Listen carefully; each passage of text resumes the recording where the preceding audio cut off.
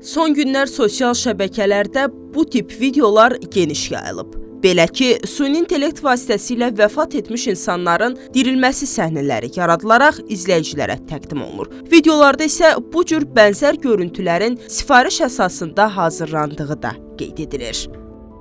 Biz sadəcə tamaşaçı kimi baxırıq, Allah heç kəsin göstərməsin. Ailəsi üçün daha ağır bir şeydir. Məncə heç buna gərək yoxdur, amma elələri də var, yəni ailə olaraq bir şəkilə, bir videoya belə möhtacdırlar. Süni intellekti daha yaxşı yolları istifadə etsək yaxşı olar. Mənim üçün elə də fərqi yoxdur, onun yaxınlarına əgər psixiyası onlara gələ bilər. Mən də istəmirəm əgər mən öləndən sonra elə bir video düzəldilsin. Belə deyim də, əslində o videoların düzəldilməsi mənə görə çox da düzgün deyil, amma düzəldən insanlara təbii ki, hörmətim var.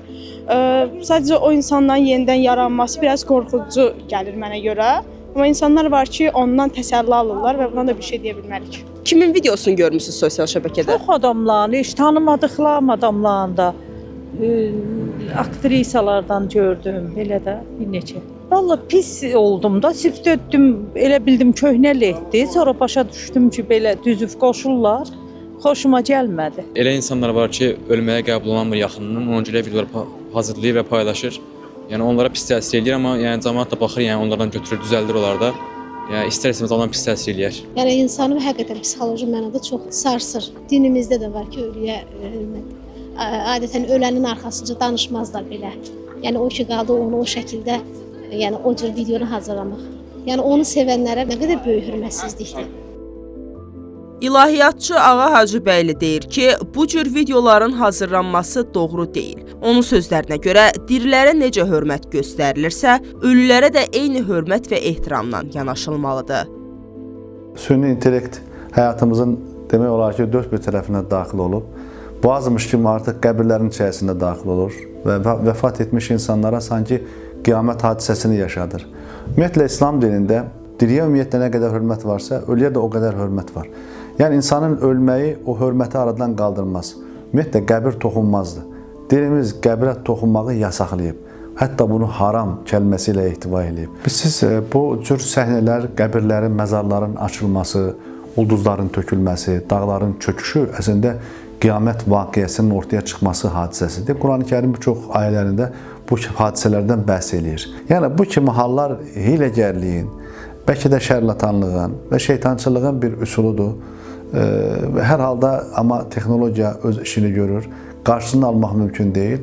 Hər halda biz öz təbliğatımızı, dəvətimiz etməliyik və insanların, vəfat etmiş adamların toxunulmazlığı qorunsun deyə. Psixoloq Fərqanə Mehmanqızı qeyd edir ki, ilk baxışdan qorxuducu təsir bağışlayan bu videolar həm uşaqların, həm də böyüklərin psixologiyasına ciddi şəkildə təsir göstərir.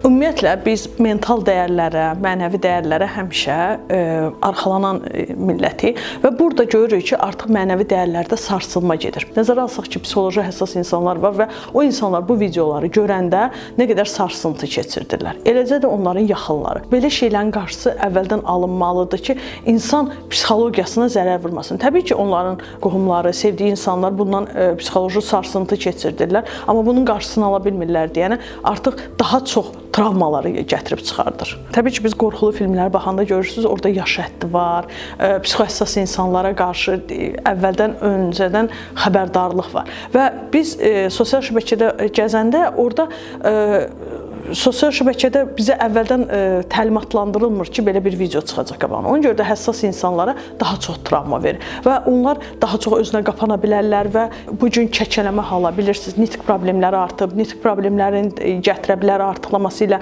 somatik depressiyaya gətirib çıxarda bilər və mən də belə olacam qorxusu. Xofu təbii ki, arta bilər. Uşaqlara gəlib çıxanda uşaqlar bir başqa tərəfdən mövzuya baxaq.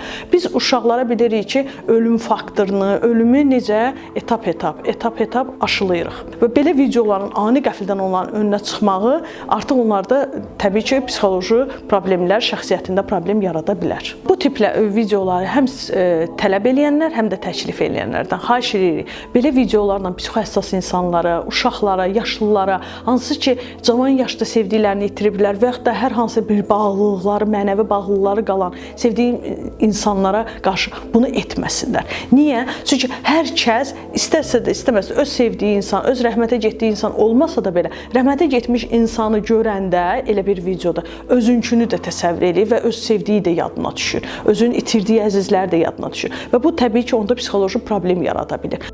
Süni intellektin imkanları geniş və əhəmiyyətlidir. Lakin bu imkanlardan istifadə edilərkən etik və mənəvi çərçivələr qorunmalı, insanlara zərər verə biləcək məzmunlardan uzaq durulmalıdır. Gülçin Cəmil, Vüqar Xanlarov, Report Az.